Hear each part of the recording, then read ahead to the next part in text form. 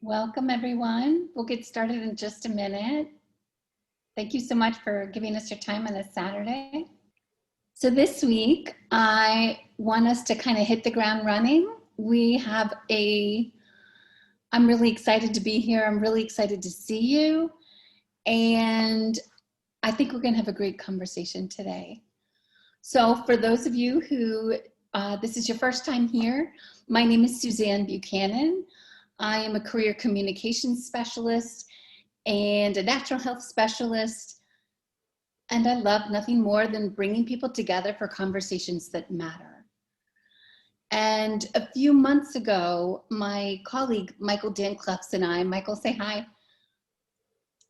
We were looking, kind of surveying the scene of what was happening really online, all over, with COVID, with the economy, especially with politics in the US and abroad, actually.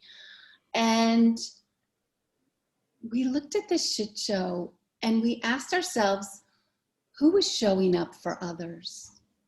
Who was there that was giving people a place to come together to really focus on what matters in a time of distraction that is so overwhelming that so many of us fell off our game. And some of us, our game was knocked out from under us. You know, there was unemployment, there was, honestly, people had deaths, illness, fear, pervasive fear. And I don't have to tell you what the cost is to our lives, to our relationships, to our sense of stability, to our sense of consistency, which you're going to hear about. It was a really tough time for many. So we looked around and we thought, you know what? We're going to show up. We're going to open the doors once a month. We're going to talk about issues that matter and concepts in personal growth and development that help us get to where we need to be. And as you'll find out, we don't hold back, because in this life, sometimes you have one shot to change someone's life. You have one shot sometimes to show up. Now, granted, Michael and I, we're here every month and we're showing up for you. So please, make this your time. We are going to talk about what it's like to have game and to be on your game and what it's going to take to get you there. But just remember, this is your time, and I'll introduce our speakers as well. But at the end, we have a great question and answer session where we're going to open it up. And this is our time for you. We not only want you to be prepared, to be engaged, but to really be brave and step forward with anything you want to share. We know we can learn from you. We are not masters of every game. And we know that we have attracted an amazing community that has wisdom to share as well, but we're also here to workshop it through. So I will shut up in a minute, I promise you, because I want us to get going. But I want to introduce to you our first speaker, Tony Whatley. I will not hold back in saying I'm a fan of Tony's. I was blessed enough to experience him through a networking group, and it's one thing when you meet someone and you have that time to work with them and get to know them. Tony is somebody who I kind of sat in the background and watched how he rolls. He is a multi-venture entrepreneur. He's built things on his own. He's built online communities. He's built businesses. He is the author of the Side Hustle Millionaire book, which was a bestseller on Amazon. He is a business mentor to hundreds, and his practice is only growing. There are a few times in life when you see someone and you feel like They deserve everything that's coming to them in the most beautiful way. And Tony is somebody, when I look at, I think, damn, he's got game.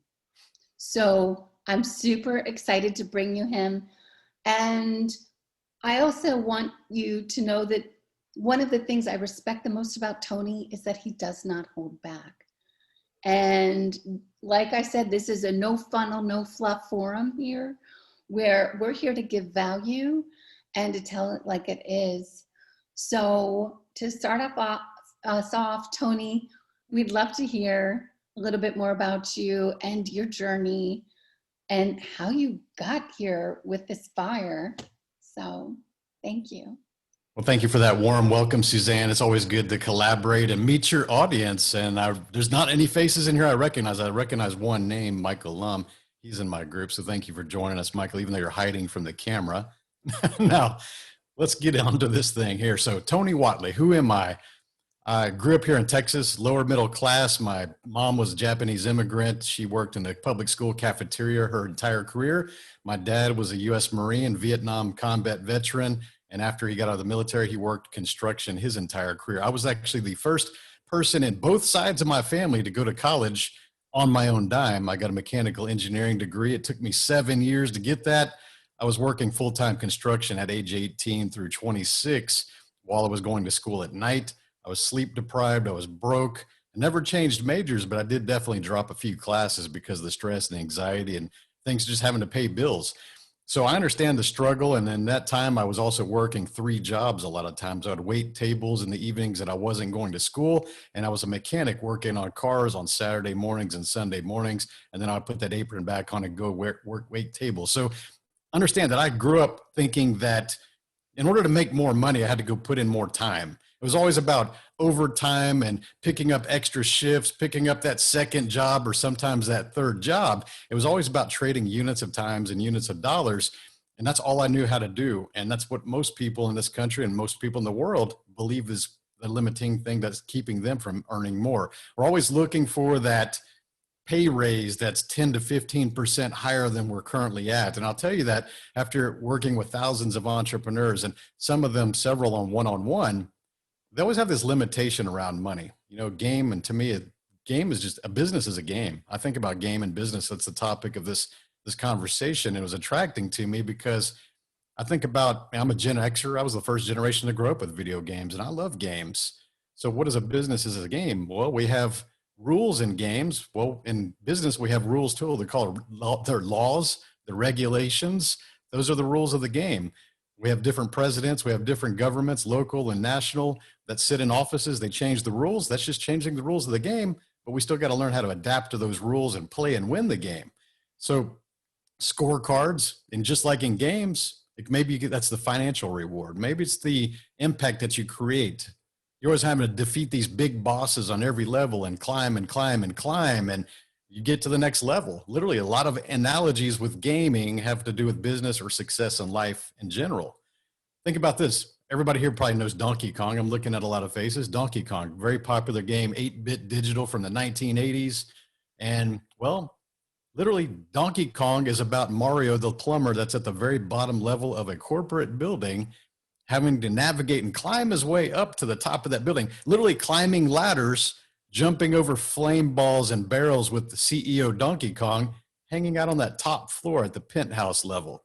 And as Mario starts to climb those ladders and get to the next level, more barrels start to come, more frequency. They're just coming at you. There's flaming barrels. There's barrels that start traveling backwards and chasing you. Doesn't that sound a whole lot like an entrepreneur or somebody trying to climb that corporate level? We learned how to climb the corporate level in the video games that we were playing as children. And most of us didn't even understand that. You know, another game that comes to mind is Legend of Zelda. That was a very big game for Nintendo when I was a kid. And as the hero of Zelda, the game, your name was Link, and you're running around with this wooden sword initially, and you're trying to find treasure and unlock these things. And there's this old guy that's always giving you good advice. And I'm thinking that's probably one of my first mentors, giving me good advice on how to become successful. And it was very non-linear, that game. That's what was different about that game, is you could venture and explore the entire world in that digital landscape and discover things on your own. And ultimately you would end up at the same end and have the grand finale. But what that teaches you is that there's many different ways to get to that level, and understanding that you may end up at the same result, but there's different ways to get there. There's not one way that's perfect. And that's what I think about when I think about business as a game. And so many people want to give you their version of it and say, this is the only way, this is my way or the highway. And it's just not true.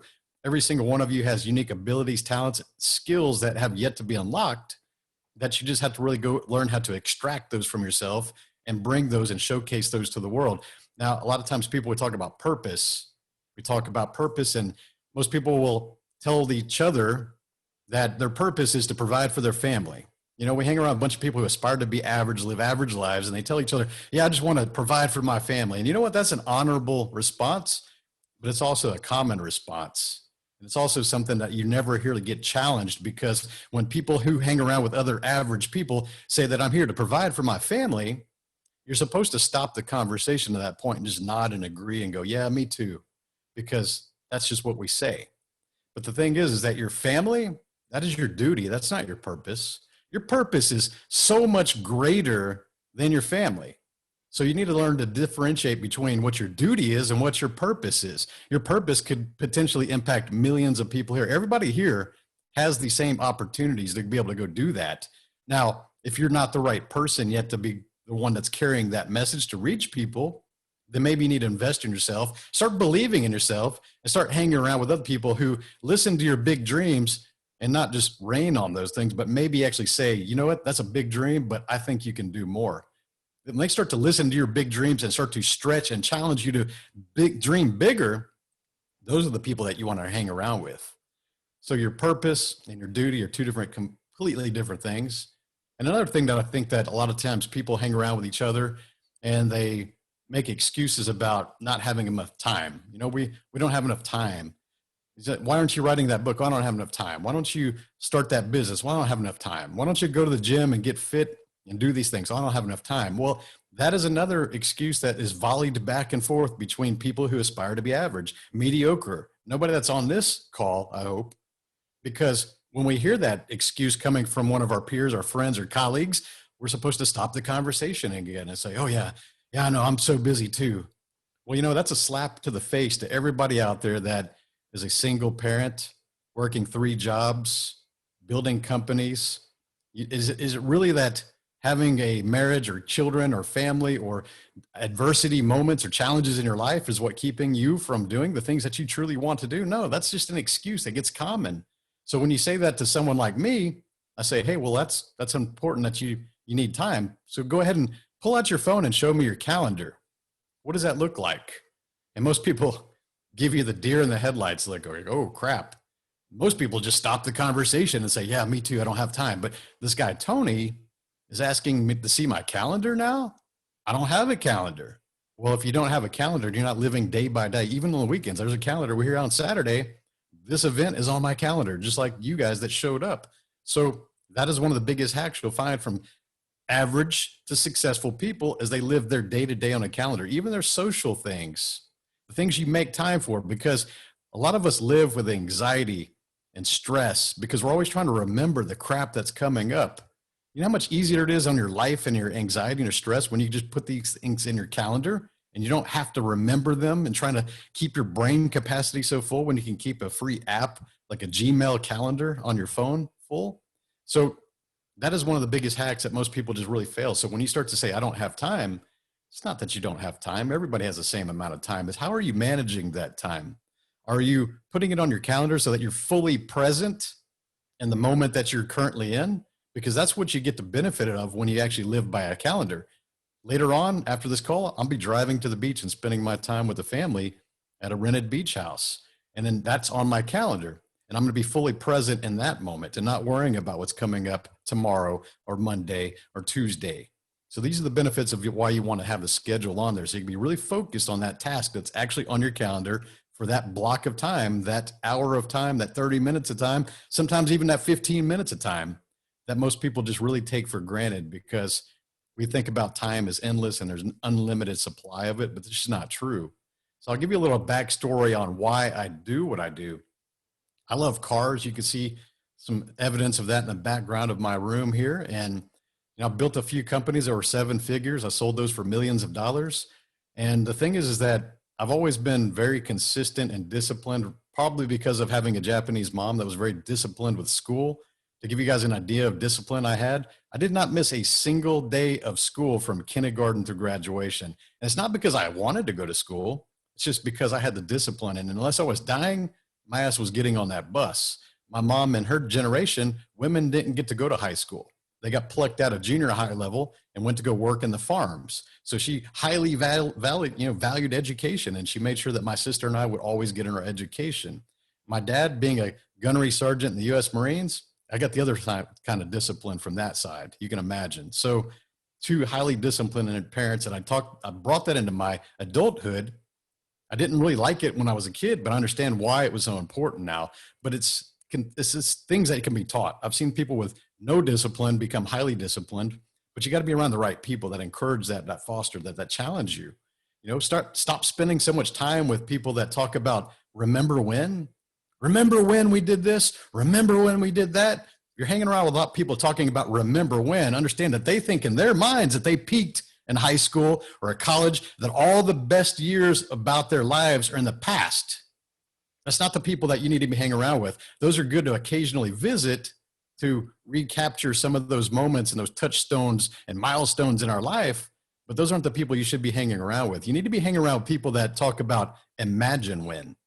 Imagine when you get to become the physically fit version of yourself because you've dedicated those hours and you became that. Imagine when you look in your bank account and you see the numbers that you've been chasing and you've been building over these period of years. Imagine when you're standing on a stage with thousands of people launching that podcast. Imagine when you become a New York Times bestseller. Those are the kind of people you need to surround yourself with. And I know that this room, there's a lot of highly growth-minded people in this room, but we still got to make sure that we're always building that circle of friends. That's so important. A lot of times we hear this, that the circle around you matters, that the 5 people that you hang around with become the average of you. We hear these cliche phrases. They're very common, and everybody nods their head. I see a lot of people nodding about those kind of things. But the thing is that most people are not willing to take the difficult action of removing negative and toxic people from their lives. That is the hardest thing you're ever going to do, because we're literally combating millions of years of human evolution as pack animals, where it meant certain death if you were outcast from your tribe. You lost your procreation. You lost your enemies, protective by numbers. You lost your food. You lost all kinds of things, your shelter. So if you're outcast back when we were all prehistoric people, that meant you're going to die. So thinking about technology and where we live today and recorded history, it's just a very small sliver of that millions of years of evolution that we're constantly going against. So it's our hard wiring to try to maintain relationships, even though they're toxic and they're not doing us any good. But the thing is that we're not going to die if we sever those relationships. Many of us have people that we think are friends or family who are toxic or negative or passive aggressive, who don't believe in what you're doing, who talk down on your dreams, who discourage you, who say things like, well, I don't know if I would do that. That seems scary. Everybody's got advice. Everybody's going to give you 2 cents of their advice. Sometimes you need to learn how to give them a refund, maybe some change, because not all their advice is good. When you start asking people for advice, ask yourself from the context of that people who are giving you the advice. Have they attempted the things that you would like to achieve? Have they achieved what you would like to achieve? Have they at least tried and failed at what do you want to achieve? Most of people will give advice on their own level of risk tolerance and their own fears and their own social programming. And understand that that's not always good advice. Even if it's from your mom or your spouse, people just don't always give it good advice, but they're willing to give you that advice. So learn to say, thank you for that, and just go in one ear and out the other, right? When I think about the circle of people, getting rid of the toxic people will be the biggest thing that will change your life. That's what I did in January 1, New Year's Day, 2019. My wife and I, we were vacationing in Colorado Springs for New Year's, and we got up and we said, 2018 was a rough year. I helped 22 people start their businesses, and I didn't charge a dime. I was still fortifying my processes, building my group. My book had just launched in 2018. And I said, you know what? There's a lot of people that I thought were friends, people that actually have stood in our wedding that were not really our friends. And it's really hard to really admit that. And so if you want to be able to assess the people in your life, if there are people that bring you energy or rob your energy, it's a real simple test.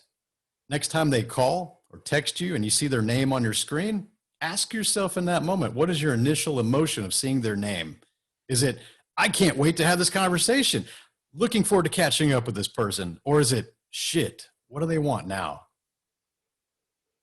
And when you have those kind of people that just draw that energy, just rob you of that energy, they have relationships with you because they get some kind of a benefit from being around you, and they're only asking and never even offering, those are the kind of people you need to start to create distance and boundaries from. And for my wife and I, we made a list of names together, and it was about 20 people.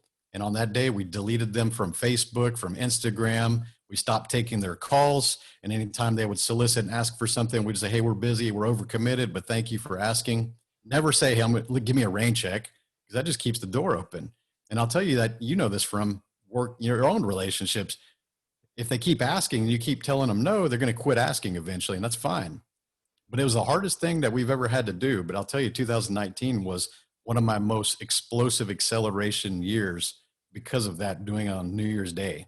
Now, some of those people didn't like that we did that, but they were also negative people and toxic people and people that weren't supporting us. So do I really care what they think? No. And when you start to understand that you will have critics, you will have naysayers, you will have haters, when you start to do things that are worth noticing, that's the truth. In my group, we actually celebrate the haters. I actually have a shirt that I sometimes wear that says, go earn yourself some haters. And most people like to say, oh, well, Tony, I'm such a nice guy or a nice lady and nobody dislikes me. I like everybody. That's a bunch of bullshit. Let's be real. Because everybody in history who has changed this world by being a thought leader, by doing things against the grain, by just really trying to make improvements to this world, had naysayers, they had haters, critics. Unfortunately, some of them even had murderers. So what makes you think that you're going to be that one unique unicorn of an individual that's going to be liked by everybody in the world? It's just physically, and it's impossible. It's never going to happen. So what I did in 19 is I started to be a little bit more polarizing without being antagonistic. And that's key, because when we start to build our personal brand or do videos or create content or write a book or launch a podcast, we want to be liked. It goes back to that millions of years of human evolution and trying to fit in, right? That's what we're fighting against. And when you start to be the warm, average, fuzzy middle, let's be happy, kumbaya, everybody's going to get along, like it's not going to work out for you, because you may be liked by more people, but you'll never be loved by the few that matter. And when you start to be a little bit more polarizing and engaging with your content, being a true thought leader, not being afraid to share what's on your mind today, given that it could actually change tomorrow based on new revelations, new experience, new data, and then be equally bold tomorrow to be able to share your opinion, that's when you become a true thought leader. You see, most people, the vast majority of people, will hold on to their old reputations, their old status, their old beliefs, and their old friends, because they may not even believe what they really say anymore, but they're going to keep repeating what they used to believe because they're so worried about severing those connections, losing their status, losing their reputation, having to push a reset button, losing momentum. So they're going to lie through their own heart by saying things they truly don't even believe anymore. And that's what makes you a sheep and not a thought leader. Thought leaders are self-reliant. They take the logical observations of data, experience, things that they've discovered, their own things or failures, and they go, you know what? I thought about this yesterday this way, but this is what I think about today, and here's why. So when you start to be able to share your true thoughts, there's going to be two benefits from that. One, you're going to start to push away all the people that you didn't want to serve anyways, because you wouldn't want to hang around with those people anyways. The people that are repelled by your message, you don't want them around you anyways. But the people that resonate with your message, you're going to greatly attract more of those people into your circle, and they're going to become the people that you do want to serve and you want to support. So when you're playing warm average, trying to make everybody like you, you just kind of get a little bit of everything, but they're going to be all hanging out with the people that are really resonating with them. So you have to take that shift, and it's a little bit difficult because, again, it's hardwired that we want to be liked. So those are some of the things that I like to help people with, and I've helped people build 7 and 8 and 9 figure businesses and A lot of times we'll find that these executive conversations are really just around their own mental blocks. And that's what I help people break through, is really to challenge their beliefs, see the potential within them they don't even see for themselves, expand their thoughts, their perspectives, challenge their beliefs and their social norms. And then we get to really get to the heart and the center of what they really want and what their purpose is and get those results. So, and with that, I'll go back to Suzanne and just a little bit of introduction of who I am and what I do. Are you guys loving this? Really? Thank you, Tony. And I want to ask you something, if I may. Towards the beginning, you were talking about when you had the Donkey Kong analogy, and the higher he goes, the more obstacles come his way. And, you know, looking at your shirt and thinking of the word consistency also. But can you talk a little bit about that? Because I am sure many people felt like they had some momentum, especially before last year. And so many more obstacles have been thrown in people's way. So can you talk about what that mentality is, and anything to help people, you know, face those, walk through them, like, and just win? It's a great question. Thank you. And since we're going back to Donkey Kong, remember, sometimes he was awarded that big hammer, that mallet, and he could crush the barrels. So sometimes you just got to have the right tool to help crush the barrels. That tool might be being in the right community, hiring the right coach, being around the right people, learning how to find your best way of communicating, whether that's public speaking or writing copy or writing a book. Maybe it's the podcast. Maybe it's doing video content. There's a lot of different ways to have that tool, that hammer that helps you overcome those challenges that keep coming at you. Now, when I think about consistency, that's my word. I actually got it on a bracelet here that says consistency, upside down for you right now. But I think about the successes that I've had, and it always comes down to three things. And this is actually a speech I gave in 2019, actually. And it's the ABCs of success that makes it really easy to remember. So A is action, B is belief, C is consistency. And so whenever you're faced with a challenge or some kind of a decision to make, it's really easy to remember. ABC. What's the answer? Well, A is action. You got to take action. A lot of times you got to take action before you believe, because action is the only way to get results. I see too many people consuming. They're always consuming content. They're listening to thousands of podcast episodes like my show. They're reading all the books. They're posting nonstop about the books they read. They go to all these personal development seminars, take books full of notes. I've got a stack of books over there when I used to do that all the time. But then when they get back, they don't ever take any actions on what they learned. They don't read the book and they don't extract the thing that they needed from that book and actually implement that into their journey or their business or what they're focused on. They don't do it. So we're always in this consumption mode. We make the joke that we call it success zombies. Think about that. What do zombies eat? They walk around and go, oh, brains, brains, brains. Literally, people are out there consuming the brains, the knowledge of other people, but they're dead and they don't do anything with it. So success zombies is actually a pretty good analogy when you think about that. So you got to take action, and you got to realize that successful people, they don't have all the answers before they get started. Everybody thinks that they need to have all the answers and they got to wait for the perfect time and the someday I'm going to do this and someday I'm going to do that. But you know, there's no calendar day called someday. So you can keep looking for someday and you're never going to find that on any calendar. Maybe I should create a calendar that says someday, someday, someday, someday, like 7 days a week. So when people say that, I can just send them a calendar and say, well, pick a someday because it's on there. There's too many times people just don't take that action because they feel that they're not ready. They're not prepared. They don't have all the answers. But successful people just take actions, because actions lead to further decisions, and decisions are never final. You just go down one path and you find that didn't get the result you want. You can always make a different decision at that point and do a different path. So you got to keep taking action. And that's why it's important to have that first. Now, belief's a tough one, because we grow up different ways. We have a lot of different insecurities. 3 years ago, I would never have been doing a video like this. I would have never been standing on a stage. I don't even like to be on camera. And I had to overcome that. I had a near-death experience racing cars in 2015, and in that moment, I thought I was going to die. I hit a concrete wall at 130 miles per hour in a two-door sports car at the racetrack, and I was approaching the wall. I'm steering straight, but the car's deciding it's going hard left, whether I want to or not. And in that moment, I thought I was going to die. And when I was sitting in the back of the ambulance looking at the wreckage, a series of questions went through my head. What if I would have died? How would I have been remembered?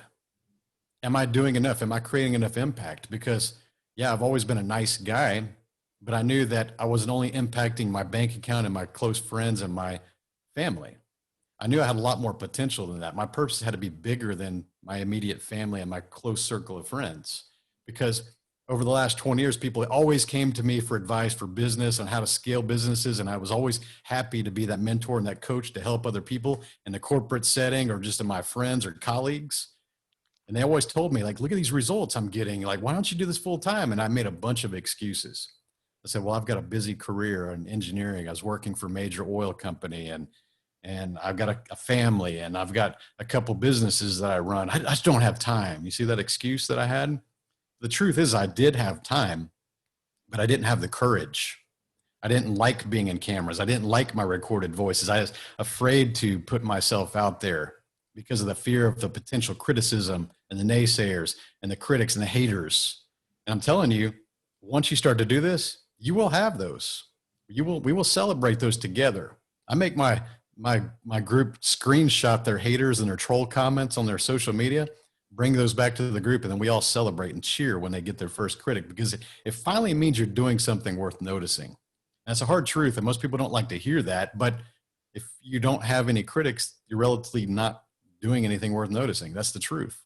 Ask anybody that's done anything amazing, they're going to have those. It's probably about 5% of the audience, but the problem is that people focus too much on that 5% of the negative people and not the 95% of the people that they should be serving, right? So when you think about how this is belief, you got to start believing in yourself before you can ask other people to believe in you. Because the first thing most people do is go seek outward validation. They're post on social media, they're go ask for advice, and they're always looking for some kind of an approval or affirmation or confirmation for their ideas. They're always seeking external belief. But until you start to believe what's inside you first, and that does take some internal work and being around the right people, then you really aren't going to get the belief, that the true belief to take that stuff and do what you need to do. So consistency is the big one. The problem with consistency is that it's commonly heard. We've heard this our entire lives. Be consistent, show up consistently. We think that, yeah, I got that. That's a fundamental. I got that. So we spend a lot of time and energy always out there searching for that silver bullet or the magic potion or something that makes things easier for us, or the shortcuts. We're always looking for the easy path to success, the overnight millionaire stories. We're always looking for those because it's fascinating. I get that. But it always comes back to the fundamentals, and that's why they're called the fundamentals. And for me, it's consistency. If that's the one word that means something, that's the word that means the most to me. And it means to me just showing up every damn day. I mean, you see my brand's 365 driven. On a leap year, I get a day off because it's 366 days. So 365 just means showing up every day. And I'm not telling you to put in 12-hour, 18-hour days. I don't believe in the 24/7 hustle and grind. I like to earn more and work less, but I still got to show up. And that's very easy to do now if you just have the consistency and discipline. So when you're hesitating because you don't want to create that content, or you don't want to go type your next half chapter of your book, or make a video, or these things, or launch your business, or go participate in your group or network, or be top of mind, that's on you, because you're going to find that successful people don't care about feelings. We don't need motivation. We look at results. And if results require me to do the numbers, doing the follow-ups, the lead gen, the calls, if that's what it takes to get the results, that's what we do. Motivation's optional. A lot of people think that they need motivation. They think they need to go binge on Instagram and scroll a bunch of motivational memes and listen to some inspiring stuff and, meditate and get centered. And then they don't do anything. They miss that action again. No, we don't do that. We just take the action. So you got to have that consistency of every day. And, the thing is, it's very lonely. That first 6 to 12 months is what I call no man's land. It's like the place between the battlefronts that you're not supposed to go because you get shot from both directions. And the honest truth is that most people will go 2 to 3 months in something new. They'll go really hard for about 2 to 3 months. I've seen this my entire life. I've seen people that come and go.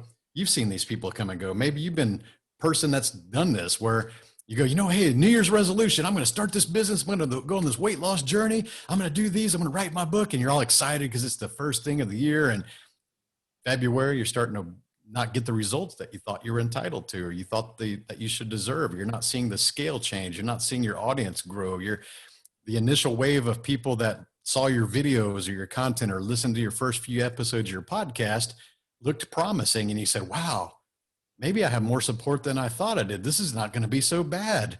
And then what happens?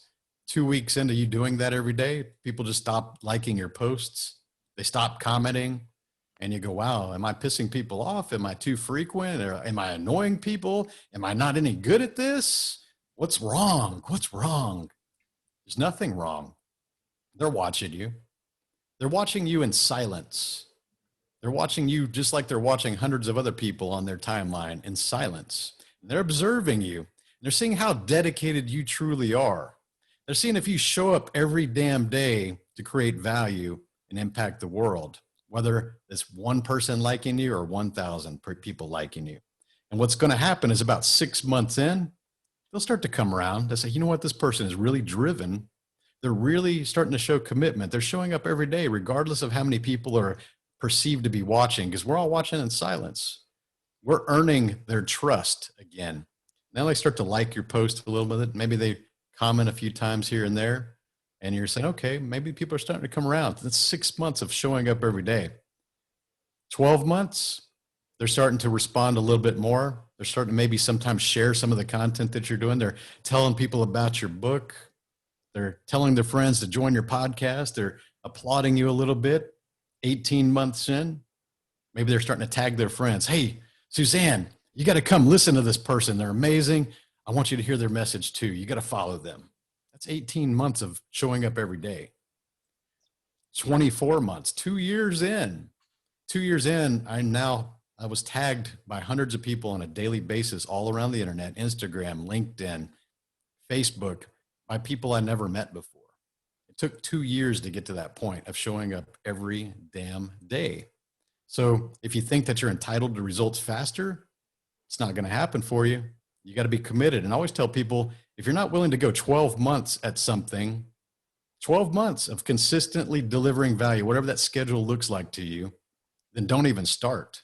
Because I actually use this as a tactical advantage. And this is one good takeaway for you for this show here, is that if you're not willing to do that, you don't deserve the results. That's the hard truth, because I understand that 80% of the people will quit, and you should understand that 80% of the people will quit also.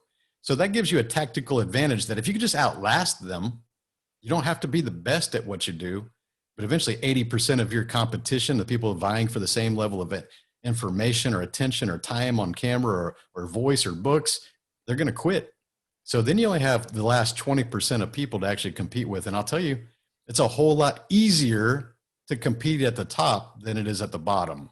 Most people never see that other side of that. So understand, if you could do that, you got a tactical advantage to just getting to the top 20% just by outlasting them.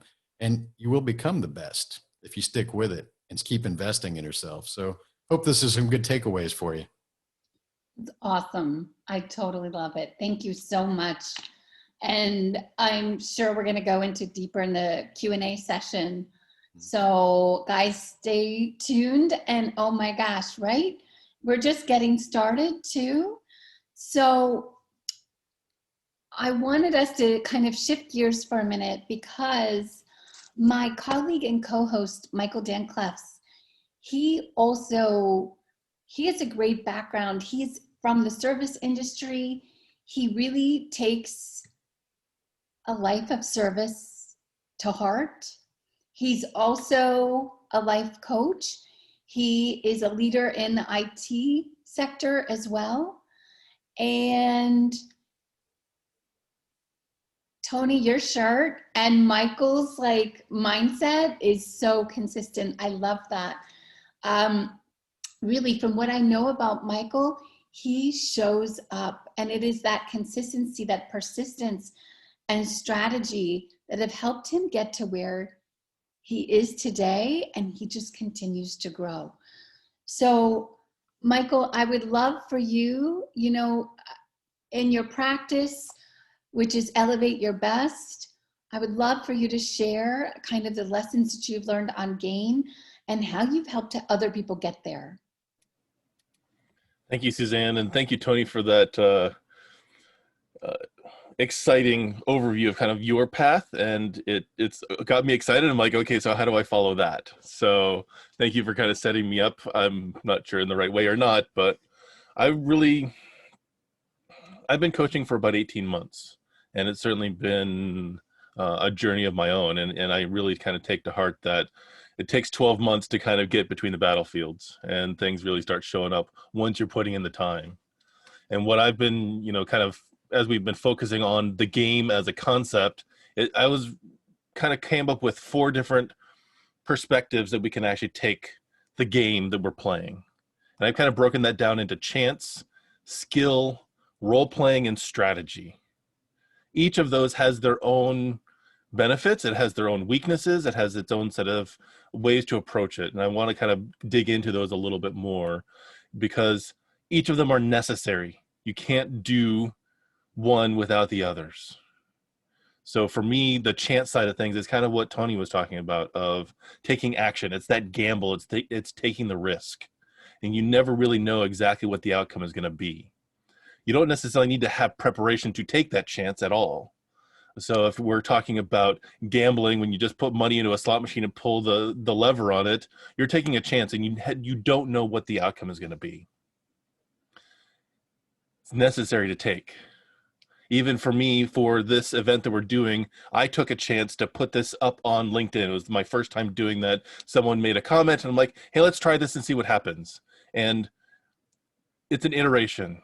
So taking chances is really about taking that first step, learn a lesson, and take it to the next. Take the lesson to the next phase that you're going to do this. But the challenge really is you never know how much time you're going to have to invest, the distance you're going to go, or the recognition you're going to get back from it until you've done it consistently enough. And unfortunately, in the gambling world, the house always wins. So how do we elevate that part of our game? For me, it's about finding the games with better odds. If you know you're just throwing money away, why are you doing it? Unless it's about enjoying the process. That would be the second way that we can actually elevate in the game of chance, because the game of chance isn't about the result. It's about enjoying the process. If you're going to be playing bingo, if you're going to be doing slot machines, it's about being in that environment, not about whether you're going to make $1 million when you're done. But you still need to take that chance. So you need to detach yourself from the outcome in that particular case. If you're just going out and take the risk, and instead you're looking at the lesson you're going to learn from it. But it's weird, because as you're taking each one of those chances, you are building up a set of skills, which is really kind of the next aspect. Skills is about the practice. It's about playing against other skilled players. You're actually, if it's that skill that you're learning is playing volleyball or foosball, or the skill of interacting with other people, if it's going to be your relationship skills, if it is, for me, the skills that I built up was in IT, in customer service, how to interact with people, how to keep your cool whenever you're actually bombarded by someone who is a hater, and understanding where they're coming from and knowing how you can better serve them. And it may be to serve them to say, thank you very much, but my product is not for you. That's also what I've been building up as my skills in coaching. And it has required me to put in the preparation, put in the practice to show up for the game, which is actually through certifications and licenses and education. But much like Tony said, is skills is also about taking that knowledge and turning it into wisdom. Because I see them as both as different things. It's actually not just that I read this in a book and I actually saw it in a podcast, but how have I applied it? So I bring that level of skill into my coaching and into my IT work and everything. The challenge is it takes the time. As Tony said, 12, 18, sometimes 24 months of showing up every day till you get to that level of proficiency. They say 100 hours is the level of proficiency in any particular skill, or mastery, which is the 10,000 hour mark. Are you willing to put in the time to gain that skill? And is that going to get you to the next level? So how do we elevate that? When you are building your skills, find skills in your area of strength, something that you have a kernel of ability in, but you also have a passion to do it. You'll see a lot more explosive knowledge gain in an area of strength than you will from an area of weakness. You also have to make time every day to learn on that skill, practice it. If it is a martial art, if it is a language, if it is programming, or if it is marketing, spend a little bit of time, even if it's just 5 minutes, on learning something new every day to expand that, because you're never done learning. You may be the master, but the masters many times are also the best students because they want to learn how to be better in that skill every day. Once we've actually kind of got those skills under our belt, there's also this odd part that I kind of had to take a little bit of a sidetrack on. And as a kid, I was actually a role player. I played Dungeons and Dragons and Champions and kind of learning to put on a different persona. And we do that in our life every day now, where we put on that mask for how we show up for our family, for our job, for our friends. And it's like we just trade masks as we go through time. We're putting on a role. And sometimes that role is the one that we choose, but more often than not, that's a role that we've actually had put upon us because of our culture, because of our family, because of where we grew up, because of how we've actually been addressed. And it tends to be a reaction to what's going on around you. So as an example for me, I'm a big man with big energy. I'm 6'5", and I've actually taken on various different roles as I hold back because I'm afraid that I'm going to hurt people. Because whenever I move, figuratively or literally, people can get hurt. So I've held back for a long time, tried to be something I wasn't. That didn't serve me at all. Being more passive actually made me more unhappy. And I've had to learn how to put on a different role and show up.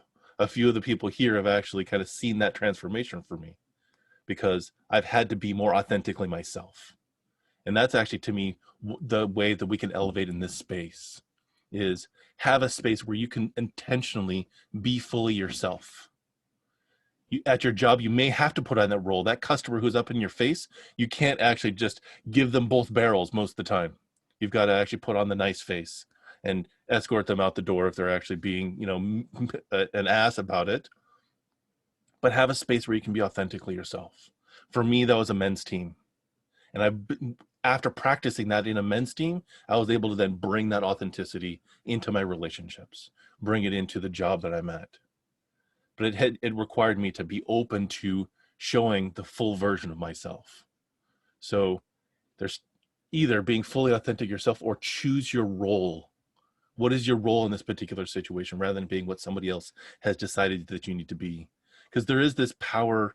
I know there's a couple of psychologists out there who talk about things like the alter ego or superhero therapy or evolved masculine is see what it would feel like in a role that is beyond where you are right now. Imagine yourself being there and what it would feel like before you go into a situation. If it is a superhero pose, just try it on and see if you have that kernel of ability to be expanded beyond what you're doing. Take on the roles that you need to. And all of these kind of then bubble up into where I'm really trying to take you is the strategy games. So it's hard to be a strategy player until you know the rules of the game. As Tony said, it's the laws in a business. It's knowing the rules of the game and what the bumpers are and where you can play. But as you're actually building up your skills, you learn how best you do things, but you can also then see the patterns in others and how they're actually doing things. Do that iteration as you're building up your skills, and you can actually then see how one thing moves on to the next. And being aware of your strengths. Chance tends to be whenever you're reacting to everything that's actually out there in the world. Strategy comes from your intention. What is the long game you want to play? Where do you want to end up? Unfortunately, the challenge for strategy is, like Tony said, it may take you 12 months to get there. So how do you keep that momentum? It's by breaking it down into the smaller pieces and celebrate your little wins. If it is the haters, if it is that you actually done it for 5 days, celebrate it 5 days, celebrate it 10, at 20, at 30, because that is actually what can keep you that momentum to get to that 12 months, that 24 months. So being intentional about where you want to go, and then be decisive, meaning removing those things that are not serving that bigger strategy. If it is the people, if it is the actions you're taking, if it's the things that you're consuming, remove them so you can stay focused on that vision, that destination where you want to go. If that's your business, if that's your health, if that's your relationships, that's the journey that I've been on for the last about 2 years right now. So for me, that is called the Lifebook process. It's a program that I went through that really kind of helped me refine down where I wanted to go and the strategy I needed to take in order to get there. And I was so excited about that whole strategy process that I've now signed up and a part of the Certified Leaders program for that. Because it's such an amazing program for me to not just look at how's your career going, but how is your love life going? How is your health? How is your spirituality, your character? And living a fully fleshed out, a holistic life. And that's the strategy plan that I've got in place. Who do you have to help? It really focuses on what are the steps you need to take? Who do you need to talk to in order to get to that next level? Who's on your team to help you create it? I know for me that the vision that I have for my life and the strategy that I have for my life, I can't do it by myself. It's big enough for me, and it scares me enough that I need to have other people to help me create that. And Suzanne has been part of that, and several of the people here I've worked really closely with, that this is the areas where I'm looking to grow in my life. And I've got an amazing team so far, and I'm looking to grow that team because the vision's growing every single time I look at it and every single time I actually play with it. So in the end here, to play this game, you need to have the strategy to know where you're going. Be willing to take the action, take the chance in order to create it. Build up the skills that can actually help you deliver on it, and then pick your role. How are you going to show up and do that consistently every day? That's the place that I like to work. That's the place where I like to coach, is building into that. Thank you very much for your time. If you want to talk more about this with me, as Suzanne said, my website is elevateyourbest.com. And if you want to sit down with a session with me for an hour, put it elevateyourbest.com/summit. Let's schedule some time. Let's see how we can elevate your game and do that together. Thank you.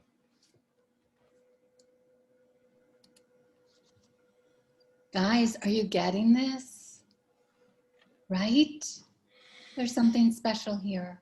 And I'm so glad that you showed up to share it with us, that you're a part of it, because this is really about getting you where you need to go, getting you where you were meant to be.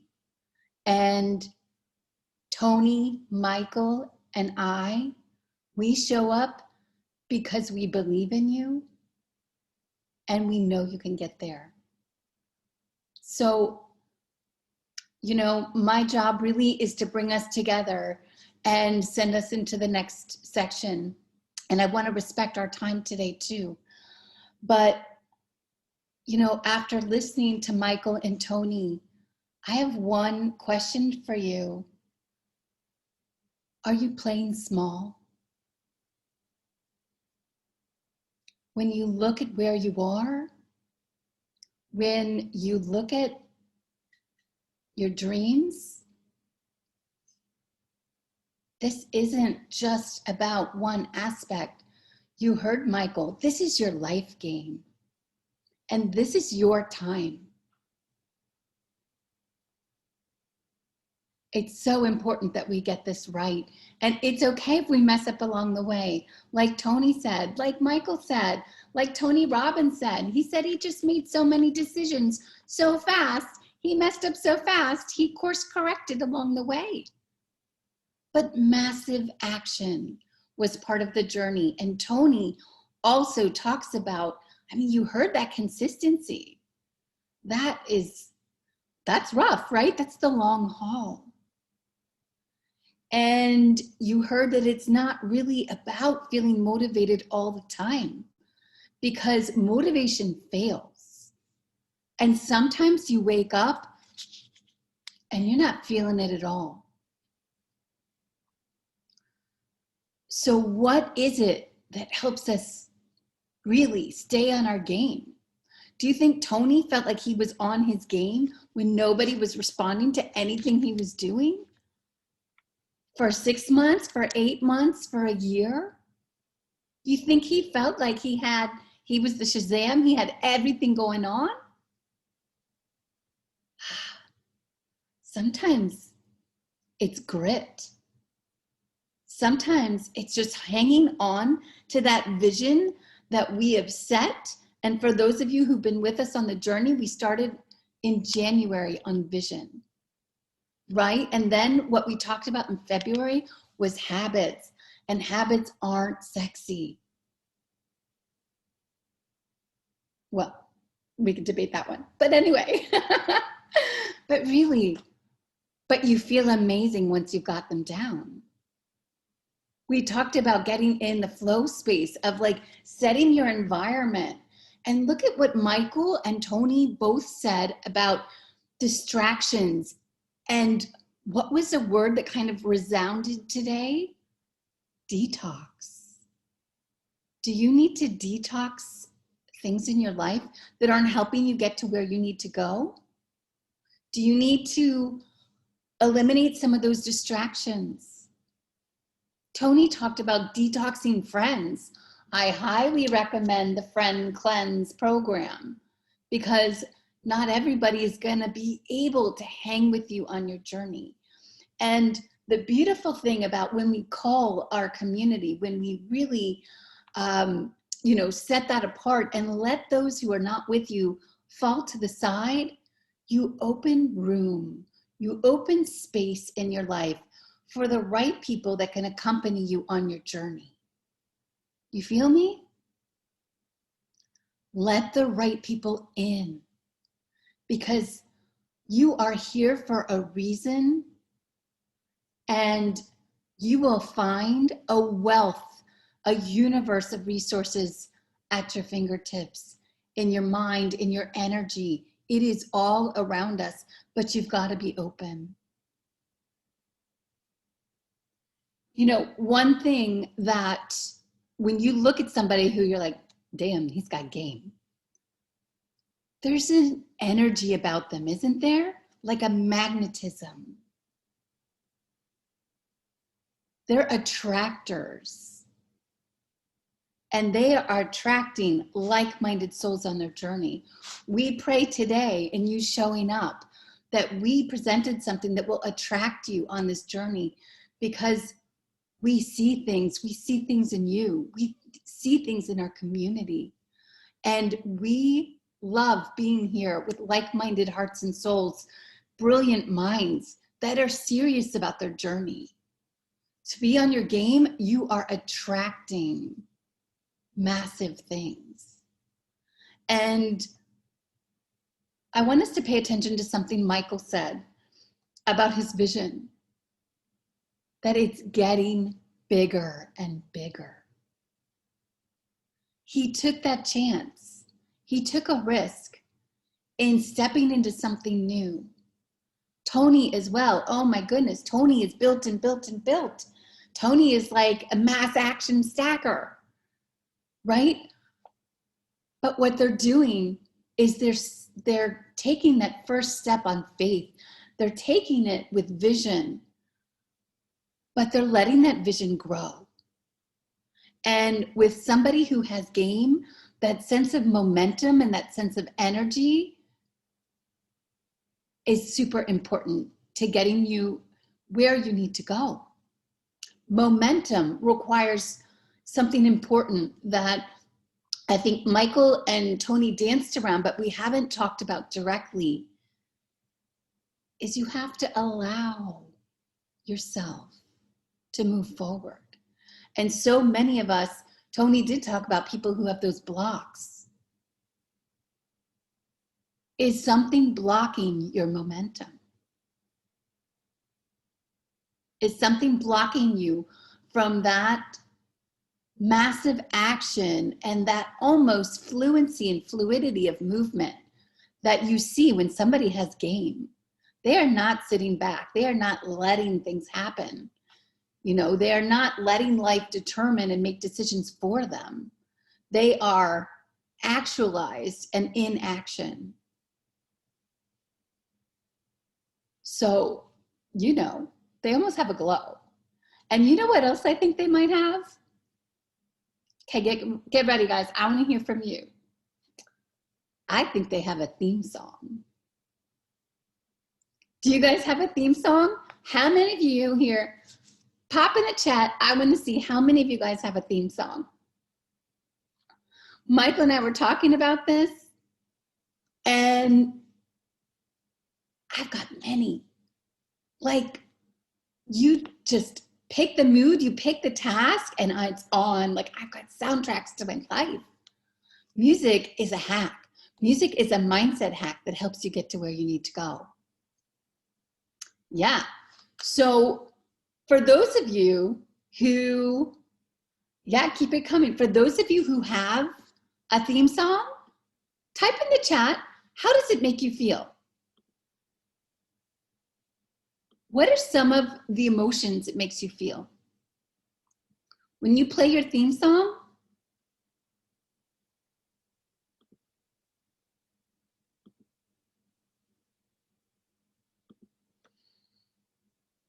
it makes you feel amazing. Happy, powerful, ready for the world. Rah! At that moment, you are doing what you need to have game. And that energy and momentum is powerful. So good for you. And for those of you who don't have a theme song yet, bring it on, get it. I highly recommend them. If it starts your day, I don't care if you need the headphones on, but it's such a great tool to have. So, you know, every superhero has one. And you know what every other superhero does that is now in the movies? They also drink green juice. And don't get me started on my health kick, because I could go all day. But to stay on your game, you know, we've talked about kind of knowing the skills and the mindset. Guys, take care of your body. Take care of your health. Because when we're talking game, we're talking about goals that are big enough that, like Michael said, they scare you. Take care of your body so that it can get you there, so that you have the energy, so that you have the stamina for the consistency. Tony wears it on his chest. He's out there with it. Be brave. I want you to be brave because you're worth the journey. So I know we're on a time crunch here, and I want to respect your time. So how are you guys feeling? I would love to pop in the chat. Let us know how you're feeling, because in a minute, I want us to open up, and this is your time. This is your day. Tony is an amazing resource that we are blessed to have. Michael has done the work to get there and helps others. Oh my goodness, guys. So we want to open it up for question and answer session. And because we're relatively small, we do it live. So please, you know, go ahead, free for all, unmic yourself, you know, unmute yourself, and let us know what we can do for you. Do you guys feel better in 2021 than you did in 2020? Hey, Tony, this is Alex. Quick question for you. What was your first venture that really launched you as an entrepreneur? I started an online automotive community for General Motors performance cars, and it's called ls1tech.com. And we grew that to a multiple seven-figure earning business. I had over 300,000 registered members, and I grew the revenue really from live racing events and shows around the country. and advertising accounts. We had accounts like Cadillac and Chevrolet and Pontiac and all the big name automotive brands. So when I sold that site in 2007 for a couple million, we had about 150 advertising accounts and a lot of recurring revenue from that. So we just did a lot of things to build the valuation properly. And, I didn't even understand what valuation was back then. A lot of things I learned was just from reading books and magazines because it was all pre-social. We didn't have podcasts. We didn't have YouTube. And, when Tim Ferriss wrote that book, The 4-Hour Work Week, it actually came out a year or two after I actually sold the website. And I read that book and I thought, well, no shit. I could have written this book. This is actually what I built. So yeah, I just built things digitally because I didn't have a lot of time to focus on managing the businesses. So I got really built online businesses. Thank you. Love it. Tony's walk the walk, I find Tony's message around the consistency, the sticking with it 6-12 months is super helpful because it is so easy to run out of gas and use that feedback as the external motivator. And so just having somebody who's on the path further ahead of me acknowledge that you're going to potentially hear crickets for a really long time. And that doesn't mean you're not saying the right thing. So thank you for putting that out there. I think that was tremendously beneficial. Well, thank you, Brooks. And one thing to add to that is that you should always be focused on continual improvement as you go, even if it's silent, because I find a lot of people will still try to put the work in to show up every day, but they don't really improve. They're not investing in their skills. They're not challenging themselves. They're not stretching their own abilities. And when people are watching you in silence, they want to make sure you're seeing results and actually changing. And they're going to start to feel inspired by watching your journey. And that's when they really start to believe in what you're doing.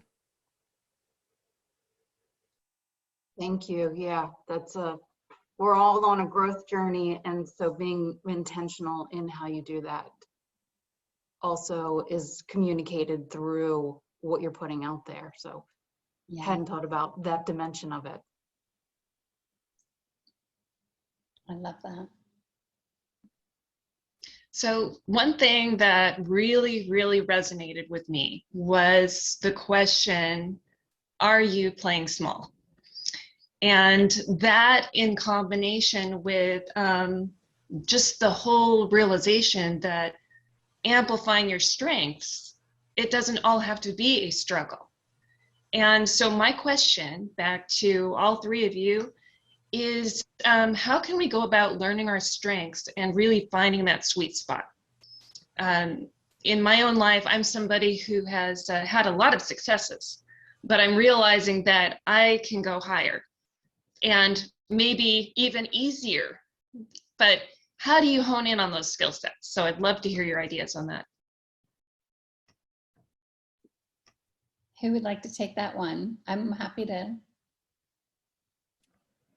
I can take at least one aspect of that. So the one that helped me a lot, there's actually Clifton does something called the Strength Finders.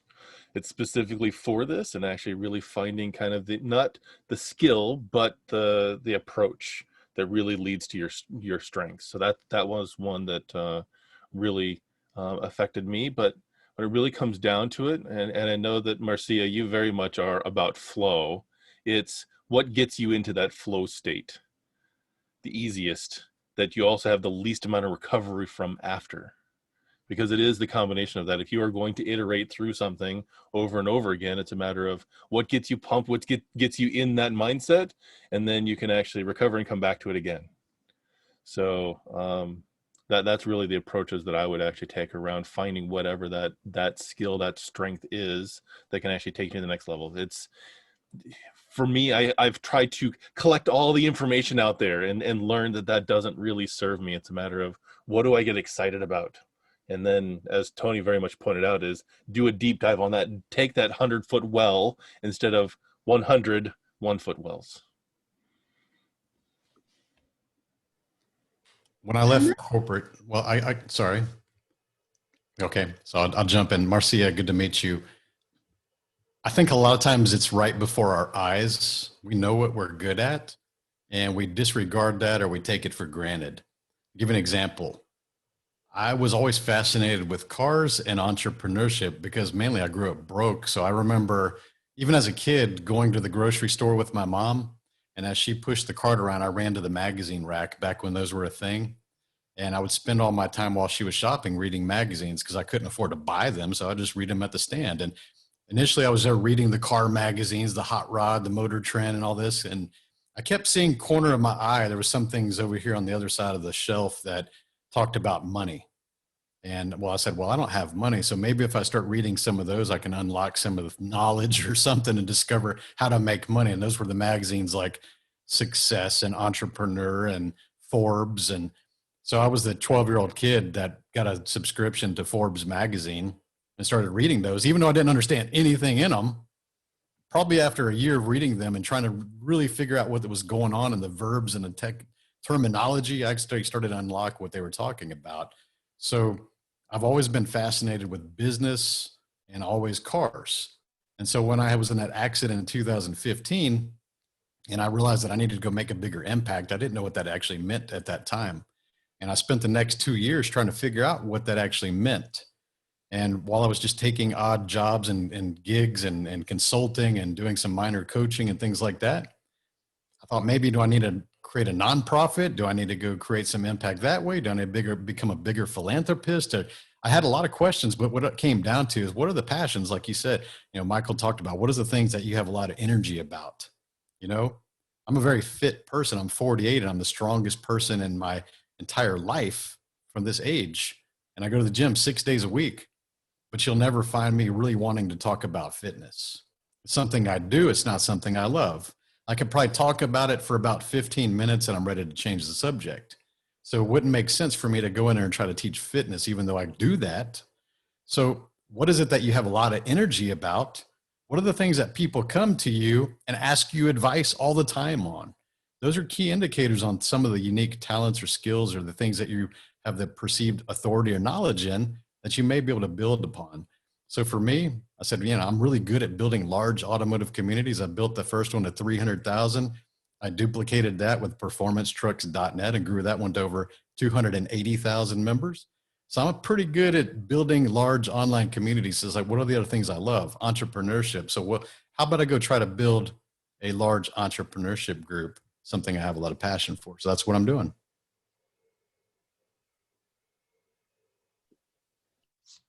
I love that. Okay, so, and I would also push back a little, if I may, on, yes, something might be easier, but the chances are, if it sets you on fire, if you're passionate about it, then your vision could grow. And honestly, some of the things that we're scared of that challenge us are really the path that we're meant to go.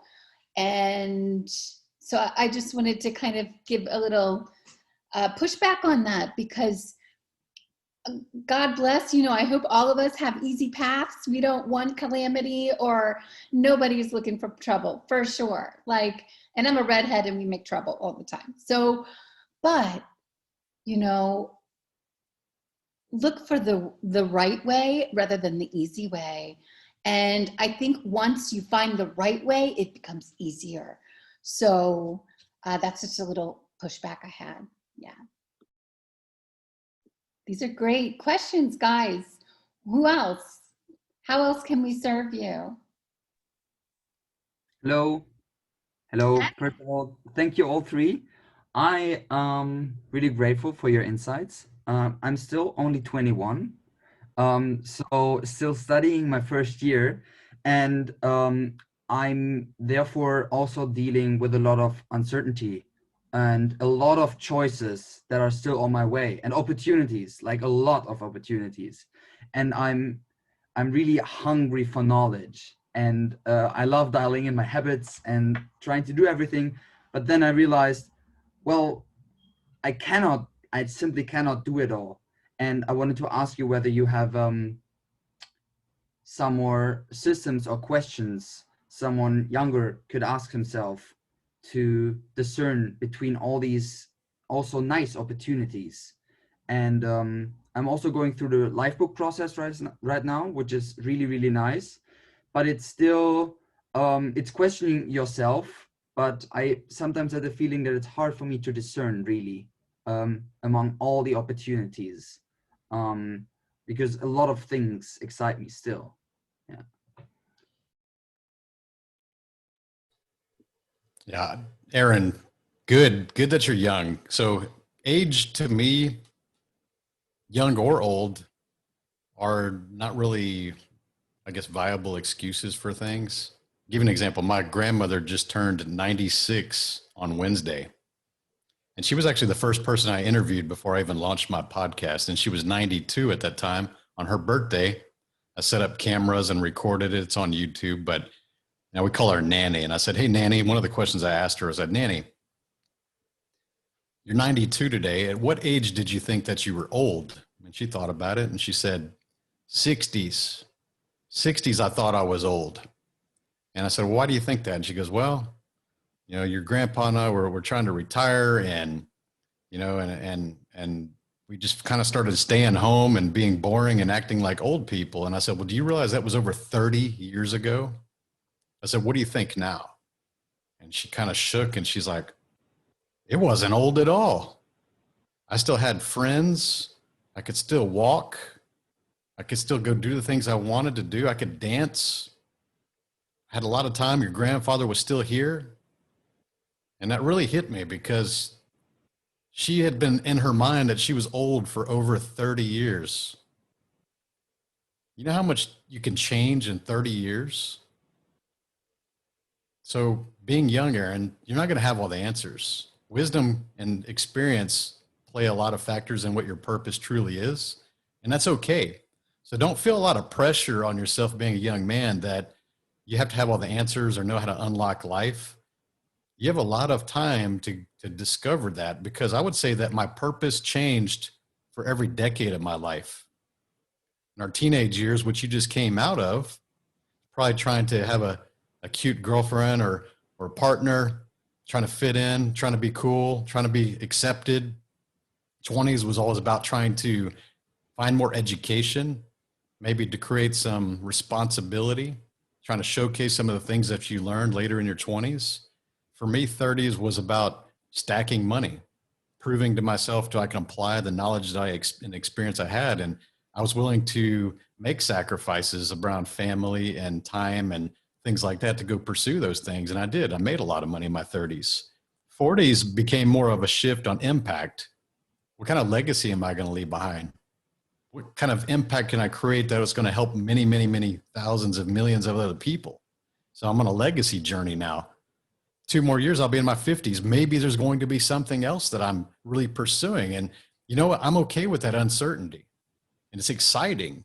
Most people really crave certainty. I'm the opposite. I crave the uncertainty, understanding that I don't know what's coming and I can't wait because I'm only going to improve. So, you know, Aaron, you're a young dude. Don't put yourself so much pressure on trying to have the answers now. Just go with the flow, unlock what you love, and you're going to start to see the results come. And it may change every decade of your life. And just understand that that's normal, right? I love that. So one of the things, Aaron, that came to mind was that action is the best decision maker for you at this time. And for you, it will be literally like you get to try things. And the more decisions you make, that feedback is going to help you iterate your path. And so if you have something that you feel like you're passionate about, I would just start taking action in that direction. And you have such a leg up on so many people because you have showed up today. This is in your constitution that you are ready and you're interested and engaged at this level. So I'm super excited for you, but B, you know, start taking actions in those directions that you're passionate about, because that iterative feedback is going to be really key for you to help kind of figure out what that right trajectory is. And you know, they do say people have almost 5 careers in their life. So it's okay that it's going to change. And the best thing is by then, oh my gosh, you're going to be like, shoot, you showed up for game today at this stage. I like can't wait to see where you go. So for that part, I love it. And can you think of a few areas, Erin, that you're passionate about that you have thought about exploring?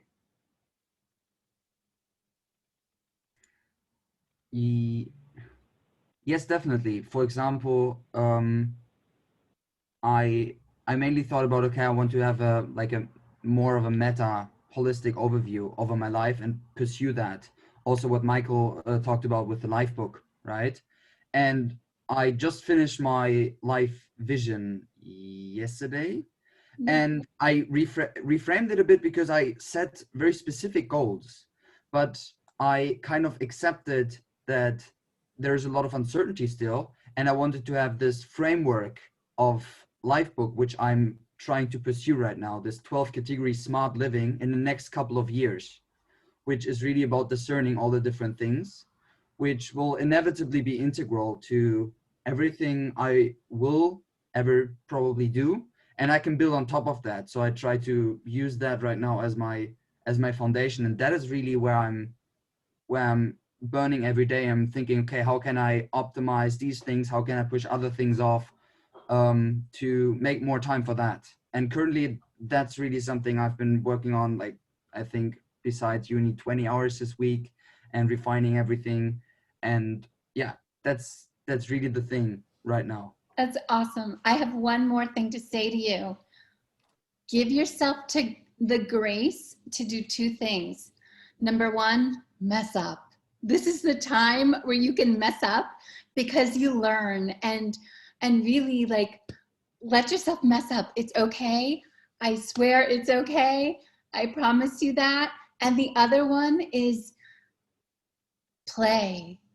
Like let yourself have bliss and play.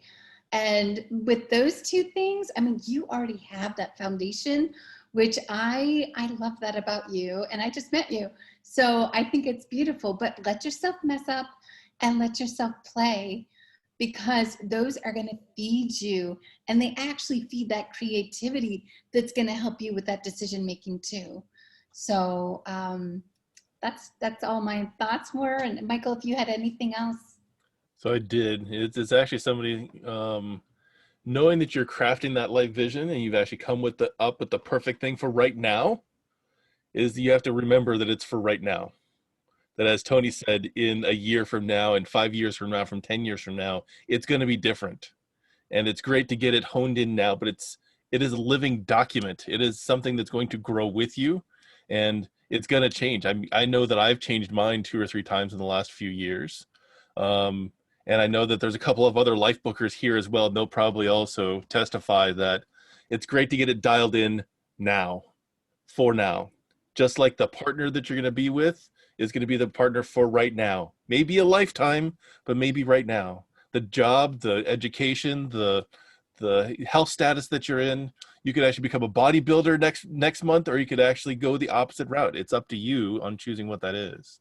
And it's a matter of keeping that in sight and be working towards it, but know that you're going to be refining it as you play and change and take various ways on that course.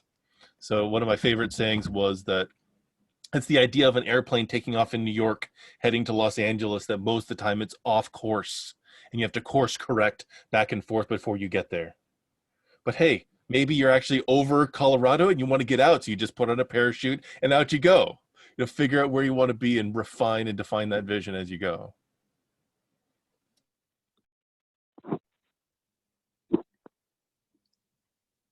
Hi.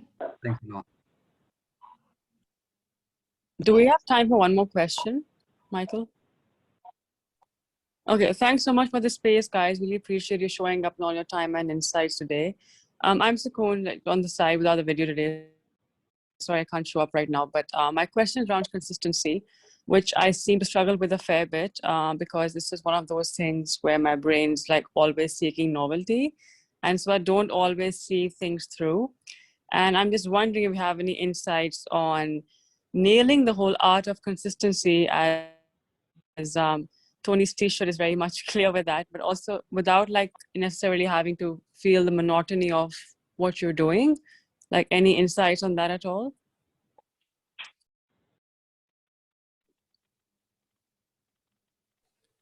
Yes, Sukun, good question. So I think to get the result that you truly want, you're going to have to embrace that monotony.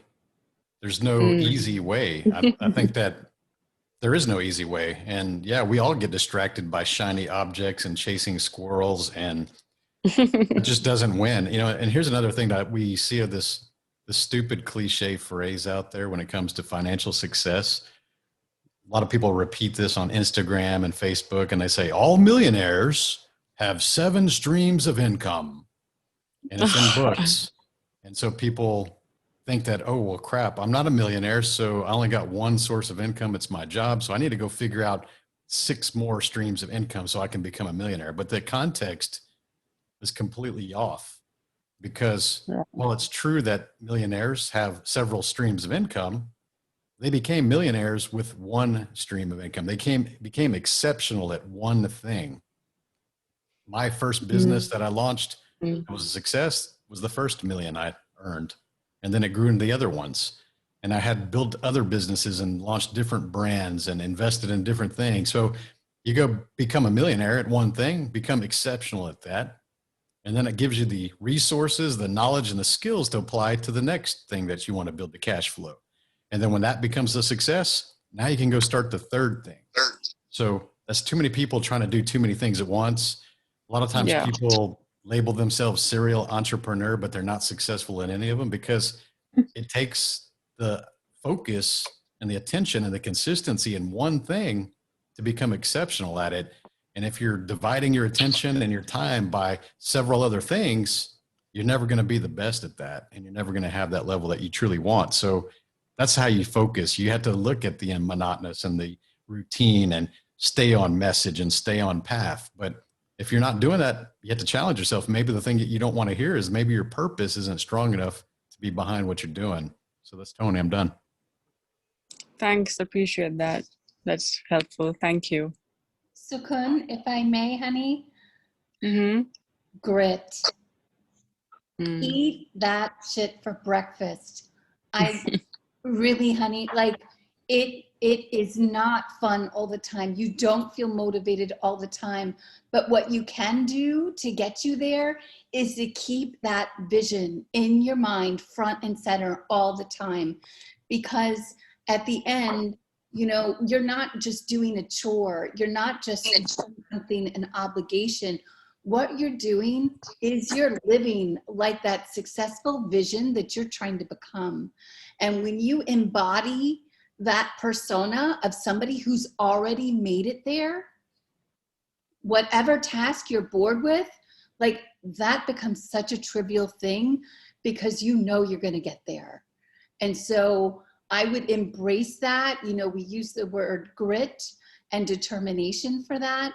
You know, motivation fails all of us. Me too. I'm sure Tony and Michael as well. But it's who you are and how you show up when no one is looking, when you don't feel like it, when, you know, you feel like there are obstacles in your way, or it's just not fun. So keep that vision front and center in your mind. And some hacks to deal with that. Many people, they deal with scripting, or they wake up and they write that vision down repeatedly, or they read that to themselves. They have it posted in their house or around their rooms as well. So, you know, make sure you do what you need to do to keep that vision front and center, and that helps you overcome those humps where motivation, when it fails. So does that help any? It does. Thanks so much. I needed that, Suzanne. Really appreciate your insight. Yeah, sorry, honey. I don't hold back, guys. That's why I'm here. This is no nonsense. And for those of you who didn't see, Tony Whatley is leaving us. He has another obligation, but we are so grateful he was here. So Thank you, Tony. thank you, Tony. Thank you, everybody, and it's good to meet you. And like I said in the message there, if you have more questions, I'd be happy to hear from you. So my website's 365driven.com, and listen to the podcast. It's the same name, so you'll get some information from me there too. So I'll be releasing episode 200 on Monday, which is a pretty good milestone. So thank you for this, and Love it. love And to hear guys, from we're you. going to send out Tony's information. So don't worry, you'll be able to catch him. So thank you so much, Tony, and have a beautiful weekend. Thank you. You do all.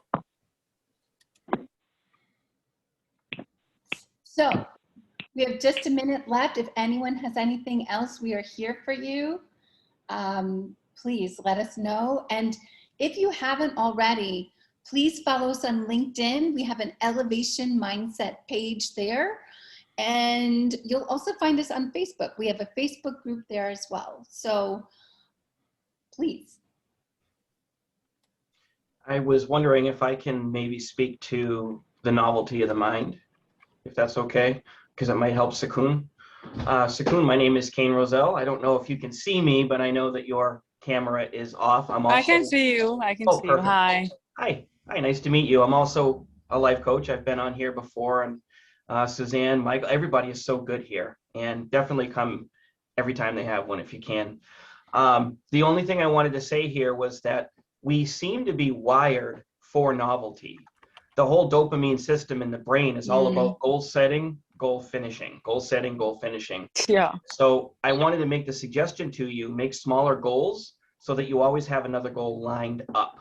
I was just talking to somebody not too long ago, and it was really an interesting story and very eye-opening, because what she said was she had studied for her master's degree for like 6 years. So she had the 6-year goal.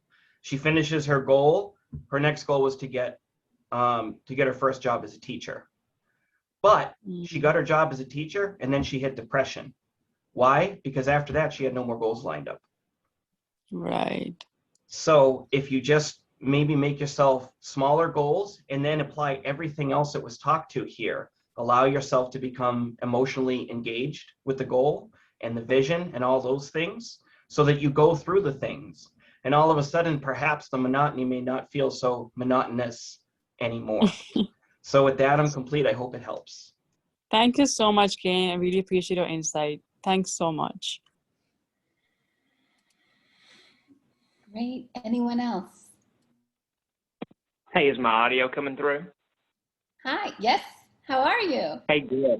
Good, great. Hello, everyone. Suzanne and Michael, what great contributions of mindsets for us all this morning. Thank you so much for that. And kudos for being so transparent and open and authentic when so many people are out here amongst the masses behind a veil, you know, so it's such a refreshing experience. I just wanted to touch on something really in regards to the overall concept of growth, development, and becoming more. Do some or all of you on this call have a version of yourself in your mind's eye that is how I describe as the most highly ascended and greatest version of you that you ever could be?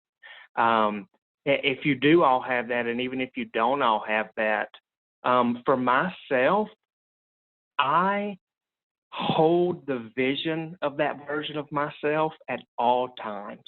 I have it deep rooted and well ingrained in my my consciousness. And what I find is that as I hold it, I am magnetized towards it. And does anyone here know about the purple cow by chance? Anybody at all? So if not, I'd say imagine a purple cow.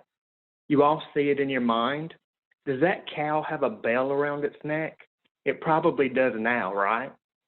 And is that cow eating grass? Well, it probably is now. And I would just say, where is that cow? It's nowhere on planet Earth. And not to get gory, but if we opened up your head, it wouldn't be in there either, right? So that cow is in another dimension, an entire different realm, just like that highest ascended version of yourself. And when you hold a vision for longer than, I think, 17 seconds, it begins to crystallize in your mind. And so I would just encourage us all to forever keep that greatest version of us in ourselves. Even just like Michael, you said, if it changes from time to time, reinvent it, restructure it, add on to it, but hold it eternally, and it will become more and more physically real. And it has drawn me, which is a whole nother story for another time, but from one state of being way, way closer to that ascended version of myself. And maybe, you know, if you can take that with you into your life and it help you or encourage you or uplift you in any way, you know, please do so. And I love everybody on this call, and I'm so thankful that all our frequencies came into this wave together today. And I appreciate you all listening. But Suzanne and Michael, if you have any feedback or insight from what I just said, absolutely.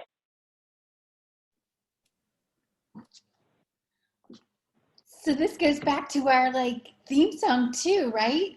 Like, what is that superhero status? What is that superhero vision of ourselves that we're trying to become? And are you too afraid and playing too small that you haven't even developed that persona in your head? Because this is really about becoming the biggest, best you can be. We know you're in there. And we know that the last year, and many of us have had life experiences that have chipped away at that hero status we maybe once had. But it's time, guys. You're here, you're still here, and you're engaged, and you're in this to win this. So how can we allow ourselves to become the biggest, best me we can be? And that's why we come here. That's why we do different conversations every month. That's why we show up. And Sukun, sometimes, you know, we don't feel like showing up, but this is about the journey. And this is about getting to the biggest, best me we can be. Michael, do you have any input on that? So I very much agree with that whole, like, holding that vision in your head. And there's actually a couple people here where that vision is something that you repeat to yourself, either that you read it, that you have it played in, that you've recorded it in audio, and you just make that your mantra of this is who I am, this is where I'm, not this is where I'm going, but from the perspective of this is who I am, as if it already is. Because that actually draws us towards it. We're really conditioning and training our mind of, this is where I'm at. And in doing so, we train our mind to take the actions and to have the thoughts and bring up the emotions of being in that state. So it really is a matter of practicing that on a regular basis. And especially whenever some of those negative thoughts come up. I know that Jim was here a little bit earlier, and he talks a lot about automatic negative thoughts. Those thoughts that come up of the naysaying, the paradigm. It's a matter of then getting that vision back out and opening that up and saying, thank you for that feedback, but this is who I am. This is where I'm at. This is what I'm doing. This is why I'm doing it. So thank you for bringing that up. Appreciate it, Robert. Is it Robert or Tyler? Okay, thank you, Tyler. Anyone else? We want to respect your time. We'll close out in a minute, but we want to give you one last chance.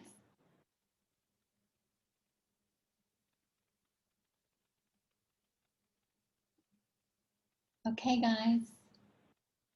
We are so grateful that you joined us on this journey today. And we do this like early every month. We pick a different topic, and it's usually like the first or second week of the month. If you're with us on LinkedIn, you'll see when these are posted, and we try to bring you a different speaker every month. You're stuck with us, so sorry, but we'd love to see you. So thank you so much for showing up. And please, we're welcome, really, we welcome any constructive feedback of how we can better serve you. Personally, I kind of like it that we're a little intimate, that we can really conversate and really bring things up. I'm so grateful for you. And I want you guys to have an amazing month. And I want you to feel it. I want you to feel that you're on your game. So thank you guys. Any last words, Michael? He's on mute. I also want to say thank you very much for everyone who showed up and stuck around till the very end. I really appreciate everybody being here and all the insight and questions and the feedback. It's awesome to have your support. So thank you so much. I really appreciate it. And be looking forward to, we'll be sending out a link with contact information for everybody here, as well as a link to a survey. Please, feedback, good, bad, or indifferent. It helps us actually make these serve you better. So thank you very much and have a fantastic rest of your weekend. Okay, guys, take care. Love to all. Ciao.